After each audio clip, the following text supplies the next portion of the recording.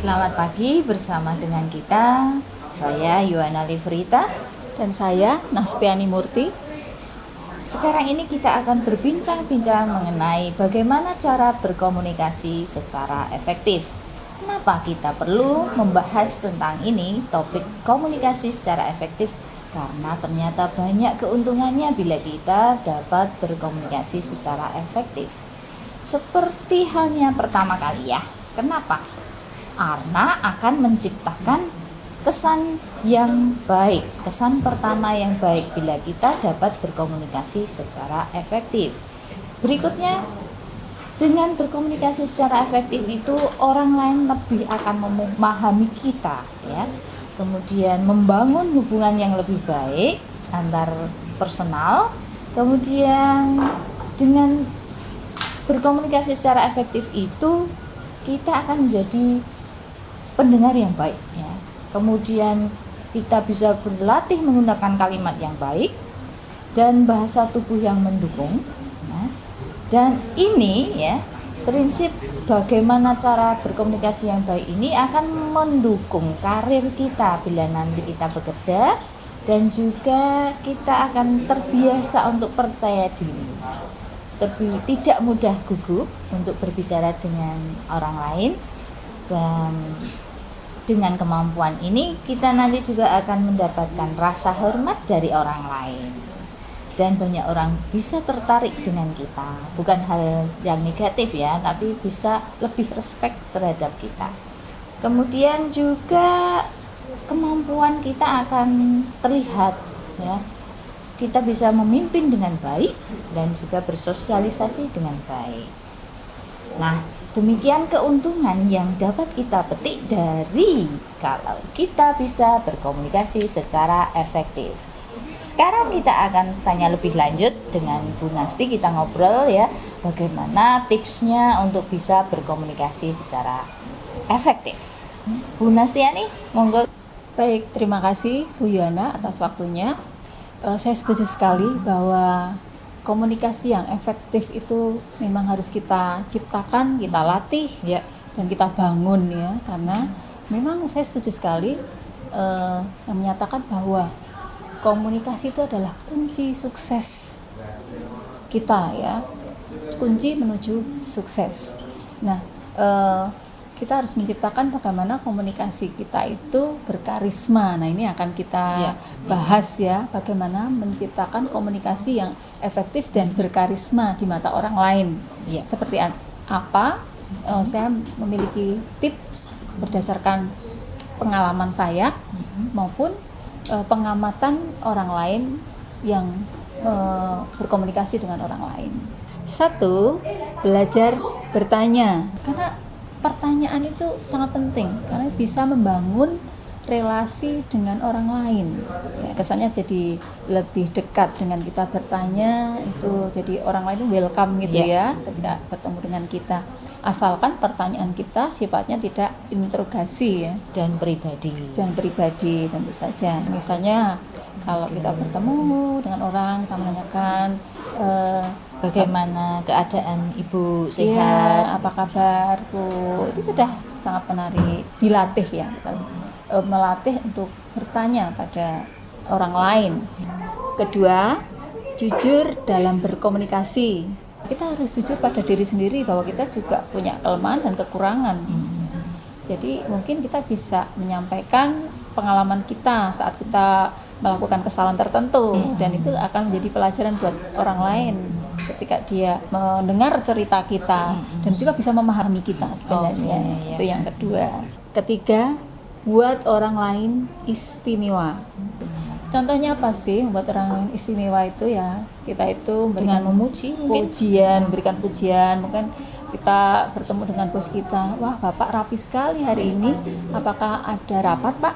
Wah cantik sekali. Iya, asalkan jangan lebay ya, yang jujur, tulus begitu tentunya. Dan tidak dibuat-buat kesannya, dibuat-buat, tapi benar-benar care lah, menunjukkan care. 4, ramah ditunjukkan dengan senyum kita. Nah, tapi di zaman sekarang kadang orang itu mahal tersenyum ya, mungkin karena kebanyakan tugas mungkin ya. Iya, berbagai persoalan, problema di zaman sekarang itu ketemu orang itu kadang tidak tersenyum. Nah, begitu. Jadi senyum itu sudah modal kita sebenarnya dalam berkomunikasi. Kelima, Yakin dan percaya diri. Nah, dalam hal ini sangat penting sekali. Contohnya kalau kita berkomunikasi dalam hal menawarkan produk atau jasa. Ya, kalau kita tidak yakin dengan produk kita, ya tentunya tidak akan meyakinkan orang untuk bisa tertarik dan membeli produk kita. Jadi dibutuhkan kepercayaan diri. Jadi seperti halnya mungkin kita punya produk yang sederhana ya. Tapi kalau kita mengemasnya dengan presentasi yang luar biasa, dengan komunikasi kita menawarkan, mengiklankan yang luar biasa, akan menjadi suatu yang wow. Keenam, empati, suka mendengarkan pembicaraan orang lain. Contohnya menerima perbedaan gitu ya. Contohnya adalah menerima perbedaan, misalnya ketika kita ngobrol bicara, gitu ya, kita punya pendapat yang berbeda, kita tidak usah langsung melawan gitu, maksudnya artinya menentang perbedaan itu. Oh begitu ya, mungkin bisa kita katakan, oh begitu ya Pak ya. Oh tapi kok menurut hemat saya, jadi mempunyai bahasa yang halus untuk mendebat sopan, gitu ya. Oke. Dan ini empati itu juga bagaimana kita menjadi pendengar yang baik. Lebih baik mendengar daripada banyak berbicara. Ya. Selanjutnya, tidak mendominasi. Pernah itu berbicara dengan seseorang tapi dia itu suka mendominasi. Banyak sekali panjang lebar apa yang dibicarakan, tidak memberi kesempatan pada saya untuk berbicara. Itu memang kurang bagus ya Bu. Dan membuat lawan bicara jadi bosan dengan pembicaraan kita ini, menarik diri. Nah itu hati-hati itu ya. Jangan sampai meskipun kita tuh pandai berbicara, kita jangan mendominasi dalam berbicara. 8, pentingnya kontak mata. Kontak mata atau eye contact gitu ya. Itu harus kita perhatikan ya ketika kita berbicara pada seperti ini ya. Itu harus lihat pandangan mata dari lawan bicara kita. Beda sekarang kan ada yang sambil menggunakan HP gitu ya, bermain ya, berbicara tapi pandangannya ke HP. Iya betul. Nah seperti itu. Demikian juga ketika presentasi di depan, itu juga kita harus melihat audiens. Jangan sampai kita tunduk atau dan fokus ke slide-slide-nya tanpa memandang audiensnya, harusnya menuju ke depan atau juga tidak ke atas ya, melihat langit-langit itu ya. Jadi fokus ke depan. Kalau kita di hadapan audiens ya kita lihat audiens yang ada di depan karena kita. Pandangan mata itu mungkin mengistilahkan bahwa kita itu percaya diri atau tidak. Betul sekali. Kalau kita tidak memandang audiens, berarti kita itu lebih ke tapi bukan apa ya, punya rendah diri gitu ya, nggak percaya diri. Tapi juga jangan kelihatan sombong. Oke. Terakhir adalah bahasa tubuh atau yang kita kenal dengan body language. Gesture ya. Gerakan tubuh, mulai dari body language, muka kita, mimik kita terlihat ekspresif ya, menyenangkan. Dari gerakan tangan itu akan membantu ya, apa yang kita sampaikan akan membantu. Gerak tangan, tubuh tegap gitu ya, dan hindarkan gerakan-gerakan yang mengganggu. Ketika kita, khususnya ketika kita presentasi gitu ya, misalnya lebih banyak, misalnya kalau perempuan rambutnya gini-gini terus, itu akan mengganggu, apalagi ya garuk-garuk gitu ya, tentunya nggak boleh. Atau membetulkan pakaian kita tuh terlalu berulang-ulang ya, itu hindarkan hal seperti itu. Itu sangat penting sekali untuk body language atau gerak tubuh, itu sangat mendorong orang lain itu tertarik terhadap apa yang kita sampaikan. Mungkin dari saya ini sih Bu, yang sederhana dulu seperti ini. Baiklah Bu Nasti, kita menginjak pada penghujung acara nih di seksi bincang-bincang kita tentang komunikasi yang efektif. Nah, kali ini Bu Nasti tolong buat resume, jelaskan kembali apa poin-poin yang penting untuk bisa berkomunikasi secara efektif. Oke, baiklah. Tolong diingat dan dicatat ya, hal-hal penting untuk membangun komunikasi yang efektif dan berkarisma. 1. Belajar bertanya. 2. Jujur dalam berkomunikasi. 3.